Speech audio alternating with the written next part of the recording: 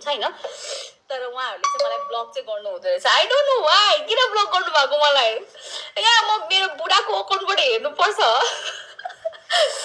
Okay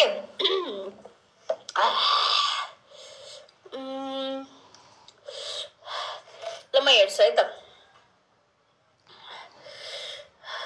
खोल्नु पर्छ TikTok म खोल्छु है पहिला गाइज गुरुङ इटिङ च्यानल मैले चाहिँ यो चाहिँ कुन अकाउन्टबाट देखेको थिएँ भने आई थिङ्क कता गयो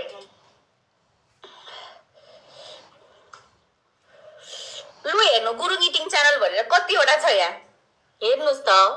यो त सबै म त होइन म टिकटक चलाउँदा पनि चलाउँदिनँ गाइस म टिकटक भिडियो पनि बनाउँदिनँ बरु साथीभाइहरूकोमा आउँछु होइन अब यो यसमा चाहिँ कुन चाहिँमा हो तर ठिकै छ that's fine I don't mind होइन हौ यहाँ त छैन त अस्ति हामी लाइभ गएको थियो के ए लाइभ गएकोमा त नेपाली मुकबाङ भनेर थियो कि क्या हो ल हेर्नु यो अकाउन्टमा छ होइन म हेर्छु ल कमेन्टमा चाहिँ पढ्न लाग्यो ल तर मलाई फनी लाग्छ त कमेन्टहरू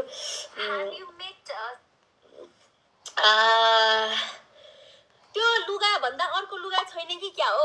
यहीबाट भन्छ अघि नै पनि भने होइन मैले छ तर मैले कस्तो हुँदो रहेछ भने लाइभहरू आउँदाखेरिमा चाहिँ त्यही लुगा हुँदो रहेछ क्या जहिले पनि एउटा त भयो यो अननेसेसरीली यो हेट कमेन्ट चाहिँ होइन अनि अर्को छ ए यहाँ त कस्तो कस्तो कमेन्टहरू छ oh my god a hate comment मात्रै किन पढ्नु होइन मैले भर्खर एउटा कस्तो राम्रो कमेन्ट पनि देखेँ होइन यहाँ यो फर्स्टको कमेन्टमा होइन she is the purest soul I know. Her kindness shines through in every interaction, making her the sweetest person. She is an amazing mom, a wonderful wife, and simply the best at everything she does. Oh, that's so sweet. यस्तो हुन्छ कि hate कमेन्ट्सहरूले हाम्रो दिमागहरूमा अलिकति